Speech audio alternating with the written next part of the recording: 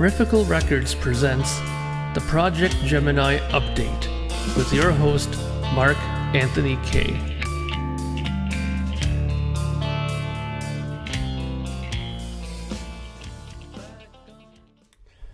Greetings, friends, and welcome to episode number 67 of the Projekt Gemineye Update. So, this video is going to be divided into two parts. The first part is basically me saying Merry Christmas and Happy New Year to all my supporters out there. This has been a really fantastic year. The reason why I'm doing this right now is because tomorrow is Christmas Eve, which is the most busiest time of the year for me as far as family goes, because being of European background, my mom being German and my father, who passed away, who was Slovak, they always celebrated on Christmas Eve, as opposed to in North America, how you guys always celebrate on Christmas Day morning. But with that said, Christmas Day is also going to be pretty busy, and Boxing Day, I'm really looking forward to, not so much for shopping, but because I'm starting work on Projekt Gemineye 4, the next studio album. So it's going to be busy. So I'm not going to have too much time to do some of these things during then, so I wanted to do everything now. And also because it's important for me to do so, I think. An artist or a musician is only as successful as the supporters that he has around him.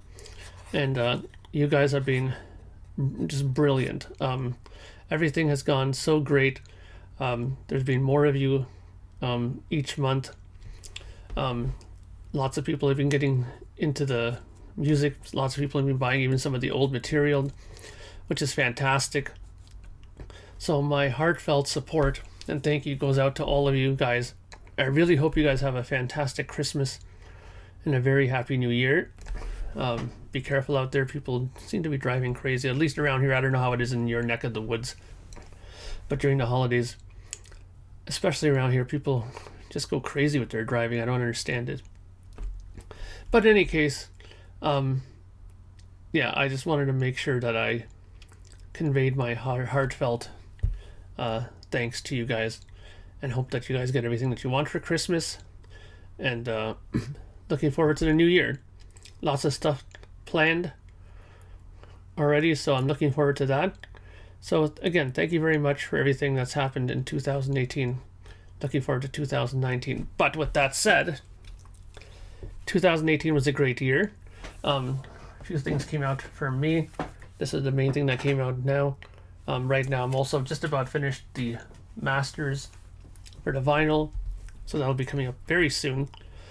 I know a lot of you guys have been waiting for that, and I thank you for your patience. You will be rewarded. And I'll need to talk to you guys about something about the vinyl, but that'll be in the next update. Now, there were many other great records that came out this year. Of course, I didn't buy all of them. Who really does? But here are my top 10 picks for the year that I thought were my top 10 albums that I got.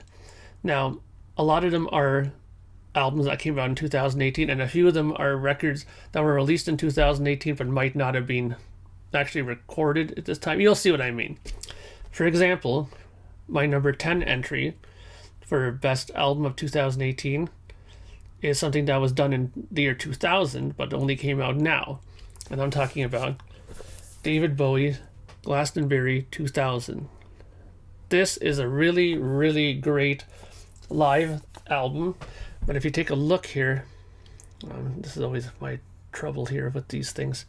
It's a 2 CD DVD set. It's the same set list on the CDs and the DVD. The DVD is fantastic. This comes in this little kind of box here. You open it up here. Inside, it comes in a little booklet. There's all kinds of information about the show. This is a really great tour. I'm trying to remember which album this was that he was touring behind. Maybe if I take a look at it, I might be joggled into it. Hello, Space Boy. This could have been Yeah, I think it would have been Outside, probably. This was the tour that he was doing. That was a really odd record. I think it was his return to Brian Eno at that time. Very strange record, but here's the live CD version of it. It's a little nice gatefold. Inside you have CDs. So it's a really, really good package. I'm a huge David Bowie fan. Got into him quite late, actually. I wasn't one of these guys I got into him when he died. I wasn't like that. I was long before that. But I did get into him kind of later. But here's the DVD end of it. But yeah, just absolutely great stuff. I've always been a big fan of Mick Ronson and his guitar playing. He is one of my key guitar influences. But I have to say that I've really gotten into David Leonard, and I'm trying to remember the other chap's name who played guitar on here. Oh boy, it's gonna bother me unless I find it. Sorry guys, give me 1 second. Earl Slick, that's it, sorry. Earl Slick did some really great work in the latter years of his touring and stuff, and I thought it was fantastic. So this is definitely a must-have in my opinion if you're a David Bowie fan. I know he's released a lot of stuff. He's another one of these artists where after he passed away a lot more stuff came out than one would have imagined. But this is my number 10 selection. David Bowie, Glastonbury 2000. I'm going to try to go a bit quicker because I don't want this to be like a 4-hour video. Okay, that came out on November 30th, 2018. So obviously, if it would have came out half a year ago, maybe it would have went up higher on my list. But considering how short a time I've had this, it's really made a big impact on me, to be quite honest. Okay, number 9 is an album that came out on October 19th. There's a lot of hype behind this album. A lot of us were really anticipating this record. And as usual, when this record came out, it came out in various iterations and variations, especially on vinyl. And I just got the one version of it. I'm talking about, I had to go down here, sorry, all my vinyl is down here. I'm talking about Ace Frehley, Spaceman. Now you might be thinking to yourself, some of you might be thinking, really only number 9? And some of you might be thinking, really, it is number 9, like that high? But yeah, this is a great record. That's the sleeve, sorry. I was very surprised, to be quite honest with you, on this record.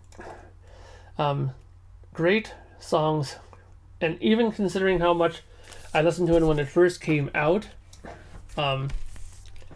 I would have thought I might have gotten sick of it and might have dropped considerably on my ranking, but no, I think it's just about right. It's a great record. I think that he's done a couple of things that I'm very impressed of. This is on the silver vinyl. One thing that he did that I'm very happy about, and I've always been kind of preaching about this, and you guys know about this because I've always kind of preached it to you guys as well, is that I don't like records that are too long. And Ace, I think, might have listened, maybe not to me, but to other people maybe, and kept this to 9 songs, 40 some odd minutes, I think. And I think that's the proper length. I mean, it fits perfectly on vinyl, and the songs are good. Gene Simmons wrote a couple songs on here. Bronx Boy is one of the songs that came out early, and Rockin' with the Boys was another single. But the rest of the record is surprisingly good. I still think it holds up pretty decently. Not as good as some of the ones I have coming after it. Excuse me. But all things considered, good for you, Ace. This is probably his best record he's done in years. So that's number 9. Sorry, let me just rearrange this here. Okay. What's next? Number 8 is a record that people might not, some of you will be surprised that I picked this, because I've never really talked about this artist at all, and I'll be surprised. I'll be surprised. You'll be surprised when I tell you this, that this is the first album that I have of this artist. And considering how many records this guy has, I mean, I'm not talking about solo records. That's surprising. And I'm talking about Paul McCartney, Egypt Station. Now this came out on September 7th. And this is the Sunrise Record exclusive version that came out here in Canada. You'll notice it has the green elastic band, and it also has the bonus tracks on here, which I think some of the US versions didn't have when it came out. And honestly, like I said, I've not owned any of his solo albums. I have none of his solo work. So to me, when I got this album, I went in with a total fresh approach. I don't know nothing of his work before. Of course, I know the Beatles. I have a lot of the Beatles stuff, so I'm not a total bonehead that way. But I didn't hear any of his solo stuff, so I didn't know what to expect as a solo artist. And I have to say, I really like this record. I think it's really well done. A lot of people criticize it, saying that, oh, it's this and that, and it's not some of his best work. Some of it sounds forced and stretched out, and some of it sounds like he's trying to, appeal to the younger generation still. But you know what? Who cares? He's writing what he likes. The man is in his 70s. If I can write material this good when I'm in my 70s, I'll be a happy man, believe me. So, Egypt Station is my number 8 selection. Great stuff. I mean, lots of people have reviewed this. There's no need for me to go through this in great detail, except for me to say that I really enjoyed it. And his other material, people have said, people have said is better than this. If that is the case, I'm looking forward to going back and buying some of his older releases. So, next is a band that you'll have no surprise me enjoying and liking. And this band decided to jump in with the fad of getting Mr. Steven Wilson to remix some of their material. And I'm talking about Marillion, and this is the album Brave. This is the Steven Wilson remix for 2018. This album is really good. I really loved this version. Well, I've always loved this version of Marillion after Fish was gone with Steve Hogarth. I really loved this version of the band. I think I like Steve Hogarth's vocals better. It's not to say that Fish isn't good. I have a lot of their other albums, of course, as well. But I just think that he's more of a writer that appeals to me a bit more. Of course, we're going to get this damn glare in here. I'm sorry, guys. But here's some of how the CD looks in there. Really good. I mean, Steven Wilson has a way of taking material and finding stuff that people might not have heard in the other versions and bringing it out and making it like a new album. People listen to it and going, wow, I didn't even notice that was on the other version of it. And this is one of those records as well. Standout songs on here for sure are the ones that they even mentioned on the hype sticker on the back here, which is The Great Escape and also Alone Again in the Lap of Luxury are just fantastic songs. These guys are obviously progressive, but they have quite a strong sense of melody and a bit of commercial flavor to it. But they're not afraid to make 12-minute songs and 13-minute songs. So I've always loved this band for that. So Marillion is my number 7 pick. That came out June 22nd, 2018. Great album. Now just let me take a quick sip here. Number 6. This is my guilty pleasure album of this year, and really, this is a band that when people hear I like this band, they're always like, what, really? I never would have thought. But to me, these guys to me are the Canadian Beatles. Yes, I'm going to say that. These guys are the Canadian Beatles. I'm talking about Sloan. And this is the album called 12. Why is it called 12? Well, it's the 12th record. They're not exactly thinking of any ingenious titles. What does this record sound like? Sorry, in case you're wondering, I had one of my test Projekt Gemineye discs in there. I had it with when I was listening. I guess I must have been comparing it or something. But anyways, there's the inside. This is just straight power pop. Yes, I like power pop. Not a lot of it, but this is, to me, Canadian power pop at its best. Like I said, these guys are, to me, the Canadian Beatles. This record came out April 6th, 2018. When it came out, I jumped on it right away because I heard a couple songs on here. I believe Right to Roam, Gone for Good, Year Zero. I mean, I just saw it on YouTube. I think they leaked a couple of the songs and I fell for it right away. I really love Sloan. There's something about their no-nonsense pop writing, but there's a good element of electric guitar in it. It's like a heavier Beatles, kind of. I really like it. And it's not overly produced and glossy. There's a little bit of rough edges to it, so I really like this stuff. If you like Beatles kind of pop, but slightly heavier and not so sheened and polished, Sloan is your band. Okay, what's next? Number 5. Now this is a record that came out that really impressed me. It's a band that I've always loved.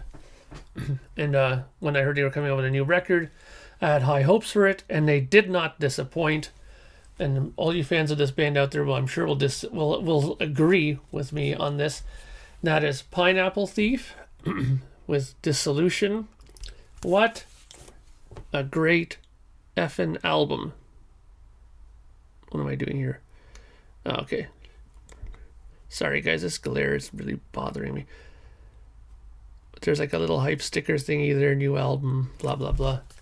What does it say? New album with Gavin Harrison, featuring the singles Far Below and Try As I Might. What a great record. Prog, of course, to the 9th degree.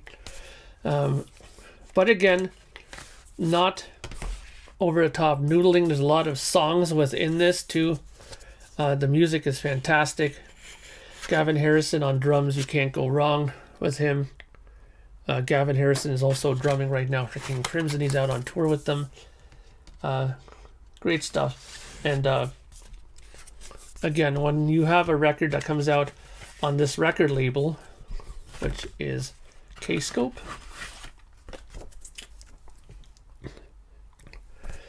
I mean, a lot of the stuff that they release is just brilliant. I mean, here's the catalog of some of the stuff that they've done. I mean, they've done all kinds of progressive albums. So, yeah. It's well thought out, well played. You have some shorter songs, some long songs. But the funny thing is that some of the songs in here, like there's only one song, like White Mist is 11 minutes long. A lot of them are in the 4-minute range. 4 minutes, 4 minutes, 6 minutes. It's not overly bloated. Like I said, the drumming is fantastic and the production on this is really, really good. Sounds really good on CD. They just released the vinyl of this not long ago. I will be picking it up. Oh, and by the way, the vinyl just came out on this too, which I'm going to be picking up. I believe it's an orange vinyl, which I'm not mistaken. Anyways, but the vinyl is out for this. I'm going to go grab it. If the production on this, well, the production on this is so good, I hope it translates onto vinyl well, because it's a really, really good record. I think Dissolution should be something that's in every progressive fan's record collection. So that is my number 5 selection. Okay. Now we're on to the top 4. Now you're gonna start saying, "Oh boy, how come he's picking so many of this guy?" But honestly, I love this guy's material. I've already showed you one of his records already, and I just can't help that. I love this man's material. I love what they're releasing from him in his back catalog, and some of the stuff in the vaults. Number 4 here came out on April 21st, 2018, which is Record Store Day, which should give you a hint maybe on what I'm talking about. David Bowie, Welcome to the Blackout. Now, this is an absolutely fantastic live album. Yes, it's from the tour that most people are kind of mining, you know, right now in his vault, which is the kind of, you know, Heroes, Lodger kind of era material tour. You see there he has Beauty and the Beast, Speed of Love, which is off of Low. Same with Sound and Vision, Breaking Glass.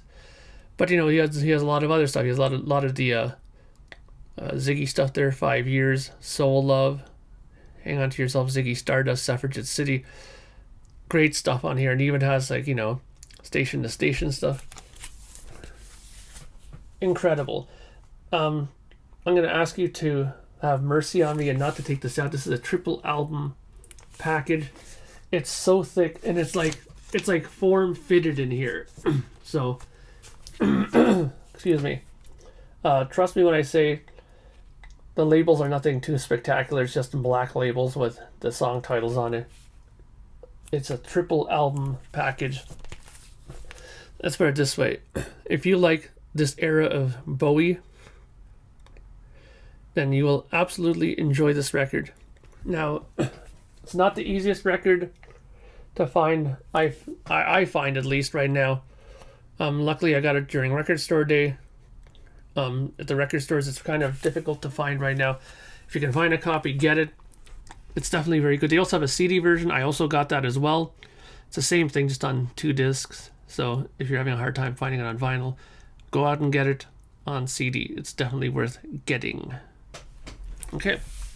So, number 3 is an album that I kind of was at first not sure I was looking forward to, because the original version of this album, yes, and I'll explain. The original version of this album I really liked. And when I heard that they had gone back and had the producer of this record go back and redo all the lead vocals on it and remix it and jigger-jagger around with it a little bit, I don't know how I thought. I think at first I didn't really like it, the idea. But having got it, and I thank my friend Kevin, who I do the Yes Music podcast with, so that should give you a clue. He got me the CD copy of this, which was released only at the Yes 50th anniversary tour show in London, England. He got me a copy, so the CD version is very hard to find. I have that, and that came out March 25th, which was the day of the show and the celebration in London. But the vinyl came out on the 22nd of June. It was through Pledge Music. They did the vinyl version. There's a vinyl and a picture disc version that came out of this record. And what record am I talking about? I am talking about, yes, Fly From Here, Return Trip. Now, the original version was just called Fly From Here. This is called Return Trip because obviously of the differences that happened to the record. Now, I'm going to admit this. I really enjoyed the changes in this that he did. At first I didn't like it because I really do like Benoit David, the original singer, his singing on this.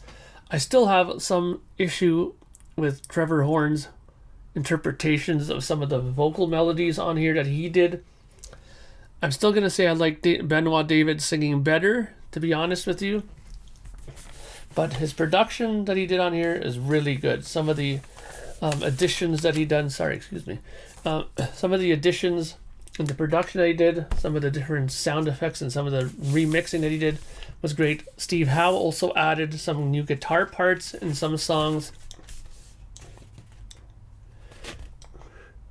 And Jeff Downes also added some keyboard parts into this.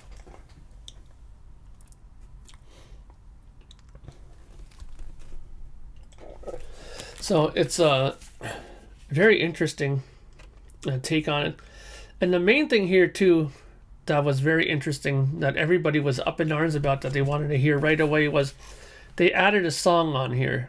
The fourth song on side B, which is not on the original album, which is called Don't Take No for an Answer, which is a song that was written and sung by Steve Howe. Yes, you heard me correctly. Steve Howe is singing the lead vocal on this. Was it worth the hype? It's an okay song. Steve Howe's singing is probably some of the best singing he's done on record, but his singing is not that good. Chris Squire, his singing on here, for the song that he did on here, which is sorry, I always get that name screwed up here. Where is it here? The man you always wanted me to be. Sorry. Yeah, his vocal on that is fantastic. Chris Squire was always a great singer. Should have sung lead more, I thought, on some of the Yes albums. So, if you can find this, because this again is hard to find, even on Discogs, it's pretty pricey now. This on vinyl, and even really pricey on CD, like I said, because that's even harder to find, I think, on CD, because that was only ever put out on the on that show in the festival there that they did in London during those dates for the 50th anniversary tour. So this is my number 3 album. Again, everything on here is great. The Fly From Here suite, which takes up pretty much all of side A, which was a song that they did in 1980 when Trevor Horn and Jeff Downes first joined the band, when John Anderson and Rick Wakeman left the band. They had originally written this song called Fly From Here. They never committed it to tape. And then now in 2011, they did the original version of this album and did a full version of it, all 20 minutes or so of it. And they convinced Trevor Horn to produce the rest of the album. And the album, like I said, turned out really good. I always thought it was a great record. And but I think that his new version of it, the way he kind of fixed up things and kind of remixed it and added stuff, it works. And I like it. It's very memorable. And I do listen to this quite a bit, to be honest. Both the vinyl and the CD. More the CD because I'm in my car a lot more doing things. So I have more access to it that way. So that is definitely very high on my list. Number 3, in fact. Okay, 2 more. Oh, we were almost at half an hour. Okay, so let's hurry this up. Number 2. This is not an album per se. This is a box set. And this box set is so good. It was almost number 1, but one thing did beat it out quite handily, I think. But again, it's a David Bowie thing. At first, again, this is one of those things where I was not sure if I was actually going to be interested in this, because it was a period of his music which some of it I liked, some of it I didn't like, and some of it is not really heralded as some of his best work. But I gotta say, they did some great work on this, and I highly advise getting this. I'm considering buying the vinyl version of this, but it's very expensive, and I'm talking about the box set David Bowie Loving the Alien 1983 to 1988. So of course that means the era where he did, Let's Dance and everything. So in fact, let's take a quick look at what's in here. So it's a pretty thick box set. It's really awesome, actually. And I'll go through this really quickly.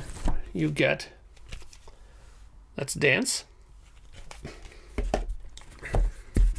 These are all remastered, by the way, and some of it even more. This is something that hasn't been released in Donkey's years. The Serious Moonlight Tour Live, 1983. This is really good. Great show. I believe it's from the Olympic Stadium in Montreal. What a great, great, great concert this is. I'll just show you one. It's a double CD.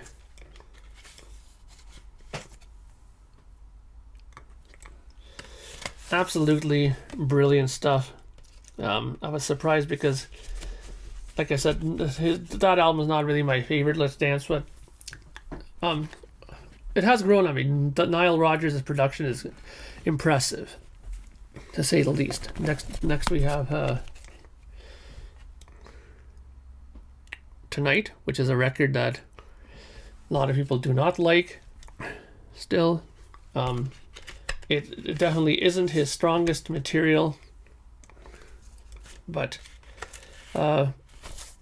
you know, there's some good stuff on here. Loving the Alien, for example, the song is on here as well, which is a great song.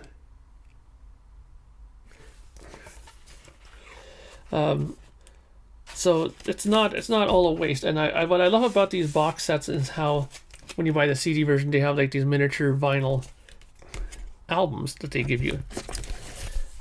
The record that caused the most controversy, Never Let Me Down.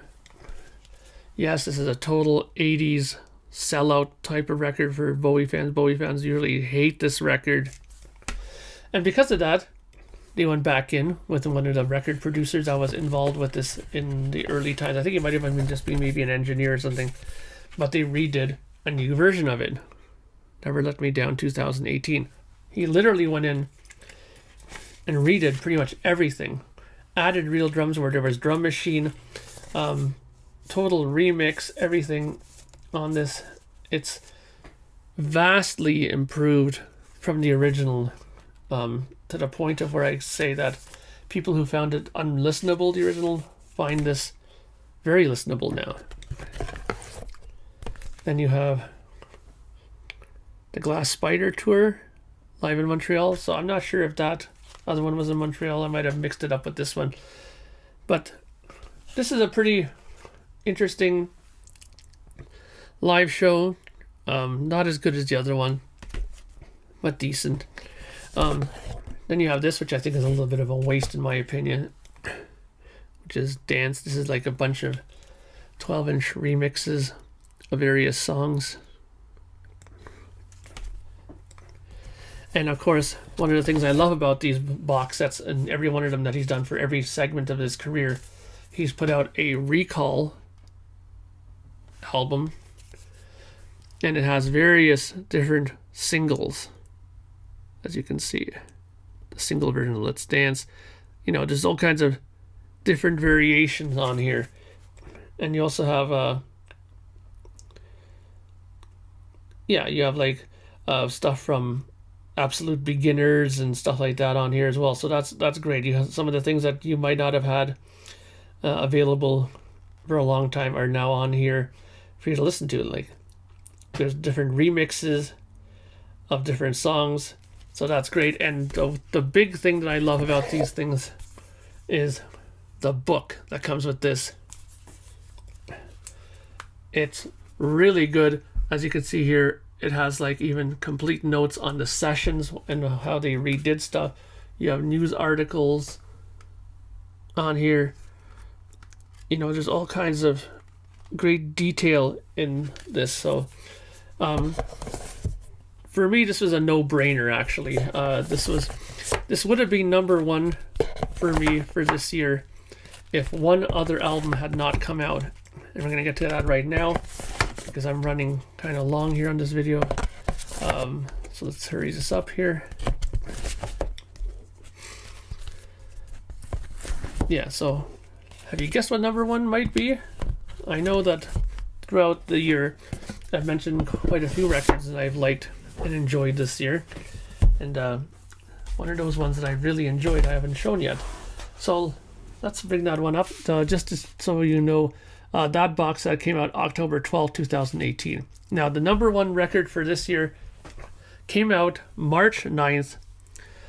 When it came out, I was always wondering if it would hold up as my favorite record of the year to the very end, and it absolutely has, hands down. One of my good friends, Ryan from a Shabby Road Record Show, Ryan McKay, he mentioned this on his favorite of 2018. He said that it started out good, but kind of tapered off in. I disagree. I think this record is an absolute bona fide hit from top to bottom. You're talking about a guy who's 70 years old, who sings fantastic, who can slaughter most people who are singing in the ages of 20 and 30 easily still. The production is great. Yes, KK Downing is not there. That should give you a clue what I'm talking about. Yes, sir. Number one for me this year.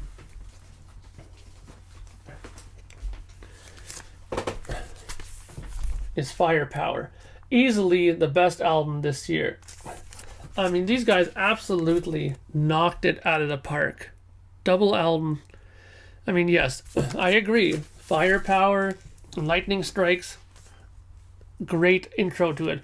But there's so many great things on here. I mean, disc 2, record 2 starts off with Guardians and Rising from Ruins. Fantastic. Flamethrowers, amazing. No Surrender's great. I mean, Necromancer is awesome. Children of the Sun. There's not a bad song on here. And let me put it this way. The record before this, I'm trying to remember what the name of it is. But anyways, the record that was before this was fantastic. Redeemer of Souls was incredible. I thought that they would not have been able to top that record. Andy Sneap did such a great job with that, and Andy Sneap did a great job with this. He's also playing with them now because Glenn Tipton, as we know, is sick and can't make all the shows. He does appear in the encore sometimes, which is fantastic, but he's with them now pretty much permanently, I think. And it's just what an incredible job he did on this record. The songwriting is great. The drumming is great. Scott Travis is unbelievable on here. I mean, I have to pull this out because number one record deserves that. Okay, here we go. I mean, everybody who's on this record did a great job, you know. Yeah, produced by Tom Allom and Andy Sneap. That was the genius of this, okay?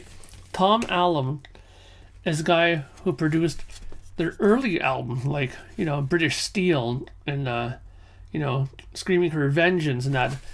All those classic 80s albums he produced for them. And then he combined his knowledge of production and what works for Priest with a newer, really good mixing kind of producer like Andy Sneap who can get great modern sounds, and their combination made this into an absolute fantastic album. Mixed and mastered by Andy Sneap at Backstage Recording Studios in Derbyshire, UK. I want to mention that because it sounds incredible. And Richie Faulkner, who's now solidly in place of KK Down, who was gone a long time ago.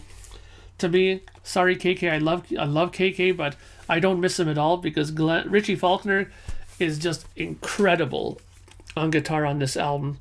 He plays such great stuff on here. Glenn Tipton also plays on this album in full. His solos are really good as well, but I think Richie Faulkner is being groomed to take over pretty much permanently. I don't know how much more is in the tank for Judas Priest. If this is their last album, I'm going to say that they're going out with a bang, and that's for damn sure.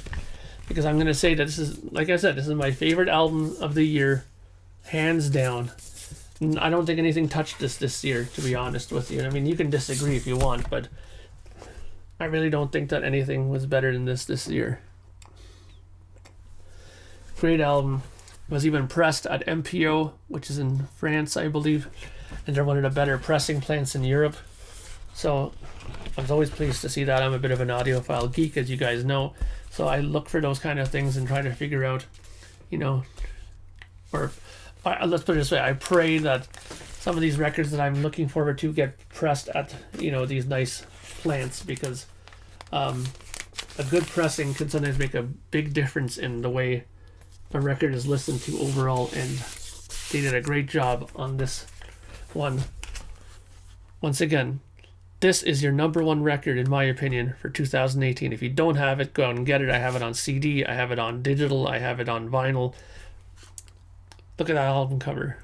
I mean, this is classic Priest. I mean, great stuff, and they play this stuff great live. I've seen it numerous times on YouTube. I unfortunately wasn't able to catch them when they came through in Toronto, but, you know, if they come by again, I'll definitely go. And I highly recommend buying this album. This is the number one record. Hail, hail, hail. So, that's it. We're just about at the 40-minute mark. I want to leave it at that. Thank you very much, everybody, for watching, if you got through this far. And again, have a Happy New Year and a Merry Christmas. I wish you all the best. And yeah, let's look forward to 2019 and what lies ahead for us all. So until then, have a great Christmas holidays. I'll be busy working on the next Projekt Gemineye record. I'll pop in here and there with some news, But until 2019, my friends, have a great and safe holidays, and I'll talk to you later. Bye for now.